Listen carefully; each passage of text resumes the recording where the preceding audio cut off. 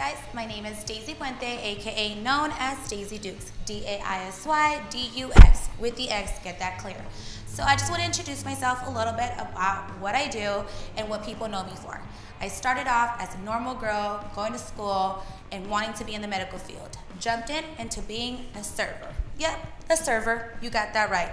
This beauty, glamorous girl that now is an influencer was a server and loved it. And if I could, probably do it again. Granted, I love what I do now in my new journey. So with that said, just letting you guys know that Daisy is full of surprises.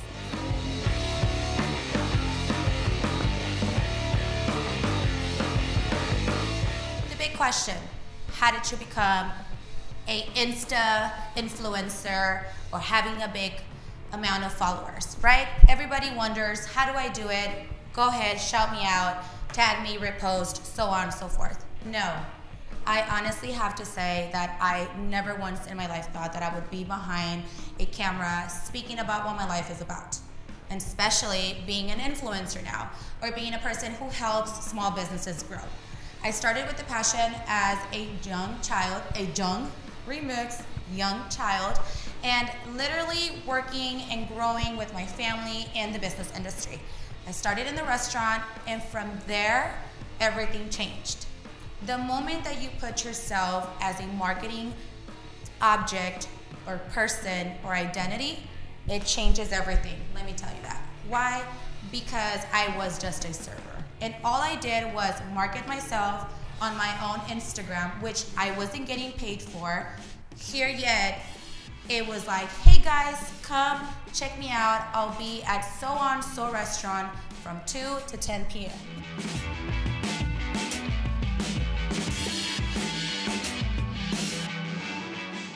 The question of the year, how did you get involved in the radio station?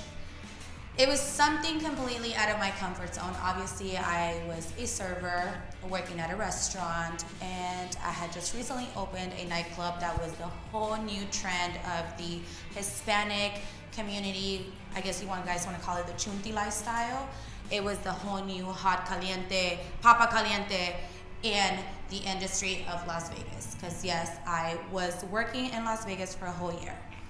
Reached out to me. He was a DJ that worked for us at the nightclub, and he actually asked me, how would you feel about doing an interview at the radio station? I said, oh my God, I don't know what I would talk about. I don't know what I would say. As you guys see, I have a lot of tattoos, and I became more into the truck scene, like the wannabe model, I guess you want to say. And with that, I was very comfortable in the camera, and it was so weird. I walked into the studio with them just to try it out. I cried, I threw up, and I said, I can't do this. And they said, what can I do to make you comfortable? You guys are gonna trip out on this. I literally said, can you guys bring me a Red Bull, some Gancitos, and some Skittles? And they said, why? I said, food makes me happy. And it's gonna make me feel like I'm in a whole different scene. Sure enough, they go and run and get me a box of Gancitos, my box of Skittles, and my Red Bull. And I opened them and I felt like I was at home. And that's, I think, the whole concept of someone being just a natural at certain things. You have to have a passion, one, and you just have to feel that you're not having to read a backboard page, someone directing you on what to do. And that's what I loved about the radio station.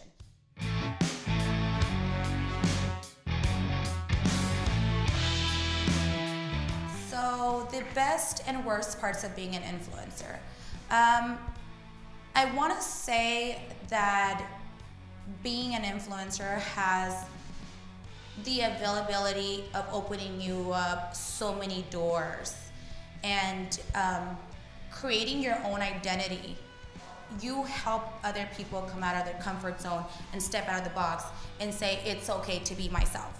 As far as what is the downfalls, I have to say, with all the honest truth, I truly believe that there is more downfalls than having good qualities of being an influencer. Why? I'm nowhere near halfway of what many other influencers are out there. My concept is different, but here yet, people look at you and say, oh, well, she's wearing non-branded clothes. She went to this small boutique. Why is she not at South Coast Plaza wearing red bottoms? Why is she not with the known makeup artists or influencers? Why is she not part of that crew? You don't need to have a following in order to be categorized as an influencer. You touch people by who you are and telling your story, which not everybody has that concept. Me personally, I've learned that being an influencer is not that great. But once your foot's in there and people are watching, you kind of become a person where you want to give to those people who you're changing their lives. But that doesn't mean that we don't sit here and go home and wipe our makeup out or pull our lashes and say, fuck, seriously, like, can someone not look if I'm fat, if I didn't put my girdle on, if my toe was chipped, if I'm not wearing nails, or if I broke a nail, or if my makeup creased, because they're looking. Everyone is looking. And it's so sad to know that within our own community, our own society, that our people that are up here above us are the first ones to sit here and judge and create this whole drama and concept about you not being the perfect person. So in order for you, I guess you want to say, the worst part of being an influencer is that if you're not perfect and you're never perfect, you're just not good enough. And that's not okay. That shouldn't be the reason why a lot of people are afraid to come out and speak about themselves, or even say, you know what, I want to be a YouTuber, I want to be an influencer, and speak about their life, because they're scared of what society has to do on attacking us and judging us and pinpointing every one of our defects. That's definitely the downfall of being an influencer.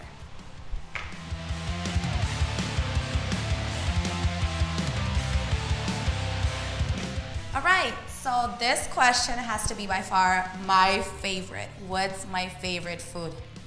I mean, first of all, who doesn't love Mexican food? I mean, don't get me wrong, I get it, I'm Mexican. But I feel that Mexican food has the most authentic, unique seasons. I mean, I love cooking and I try mixing things up like there's no tomorrow. But I have to say my favorite food is seafood. And my favorite dish out of seafood is definitely aguachiles. And the spicier, the better. Don't forget to bring me my mayo and my tostadas on the side. And if you want to throw a michelada in there, I'm sold to the devil, straight out.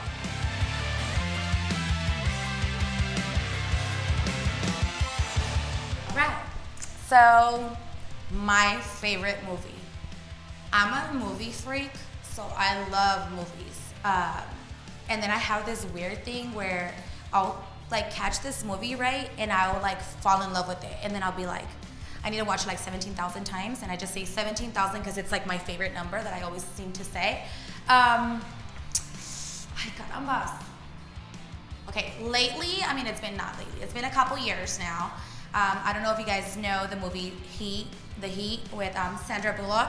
It's definitely by far one of my favorite movies because I can literally pinpoint like almost every freaking, like the funny parts of that movie are literally like super hilarious. So I'm sitting here sometimes and I'm like, shit, man, like who do you think I am? A sack of flour with a hole in the middle?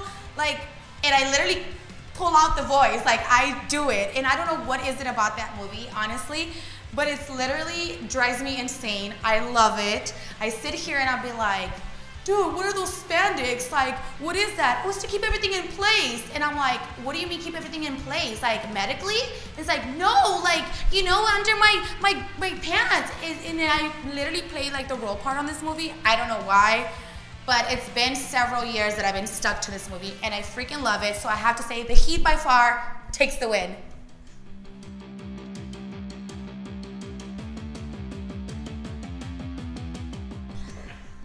My favorite Netflix show. Jesus Christ, you have to make it any harder? I don't think I have a favorite one, but I have to say, I mean, it comes out from my Sinaloense side, you know, like que huele compa type of thing. La Reina del Sur, sold to the devil, hands down. I know a lot of you guys have to know about that show because there was a whole controversy about El Chapo and all that, right?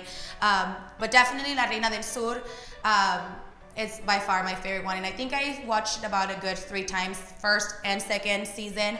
And I'm really hoping that there's another one coming out because I definitely would sit there and be like, okay, if it's gonna come out in June, I still have 2 months to go ahead and watch first and second one. So Reina del Sur for sure. As you guys know, my name is Daisy Fuente, aka known in the Instagram world, Daisy Dukes, DAISY-DUX, yes, with an X. And I just want to take the time and thank Spotlight Series for having me over and interviewing me with these crazy words and crazy questions, but I loved it. It was such a fun experience.